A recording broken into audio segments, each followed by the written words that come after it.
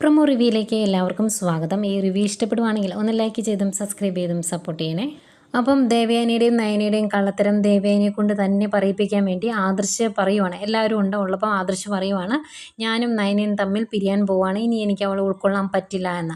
അത് കേൾക്കുന്ന ദേവയാനിക്ക് സഹിക്കാൻ പറ്റുന്നില്ല. അതുകൊണ്ട് തന്നെ ദേവയാനി എല്ലാ സത്യങ്ങളും എല്ലാവരോടുമായിട്ട് തുറന്നു പറയുവാണ്. എനിക്ക് കരൾ തന്നത് എൻ്റെ മരുമകളാണ് എന്ന് എനിക്കറിയാം. അവൾ ദാനമായി തന്ന കരളുകൊണ്ടാണ് പഴയതുപോലെ ഞാനിപ്പം ജീവിക്കുന്നത് എന്നും എനിക്കറിയാം. അതുകൊണ്ട് എൻ്റെ മരുമകളെ വിട്ടുകളയാൻ എനിക്ക് സാധിക്കില്ല എന്ന് പറഞ്ഞ് ദേവയാനി കരഞ്ഞുകൊണ്ട് തുറന്നു പറയുവാണ് എല്ലാവരോടും. ഇതെല്ലാവർക്കും അറിയാവുന്ന കാര്യമായതുകൊണ്ട് തന്നെ വലിയ അത്ഭുതമൊന്നും ഇല്ലെങ്കിലും എല്ലാവർക്കും ഭയങ്കര സന്തോഷമാകുന്നുണ്ട് ആ കാര്യങ്ങളൊക്കെ കേൾക്കുമ്പം. ഇതിനിടയ്ക്ക് നമ്മുടെ നയനെ വീട്ടിലോട്ട് പിണങ്ങി പോയായിരുന്നു കേട്ടോ. അവിടെ പിടിച്ചു നിൽക്കാൻ പറ്റാത്തതുകൊണ്ട് വിഷമത്തോടെ വീട്ടിലോട്ട് പോയായിരുന്നു. ആദർശ് തിരിച്ച് കൂട്ടിക്കൊണ്ട് വരുന്നതും കാണിക്കുന്നുണ്ട്. പിന്നീട് പറയുന്നത് അനന്തപുരിയിൽ എന്തോ ദുരന്തം നടക്കുന്നു. അത് ആദർശിനാണോ നവ്യക്കാണോ എന്നൊന്നും അറിയില്ല. ഏതായാലും നവ്യ കരഞ്ഞുകൊണ്ട് കിടക്കുന്നതാണ് കാണിക്കുന്നത്. ആ വലിയ ദുരന്തം എന്താണ് എന്നറിയില്ല. മുത്തശ്ശനും എല്ലാവർക്കും ഭയങ്കര സങ്കടമാകും എന്നൊക്കെ പറയുന്നുണ്ട്.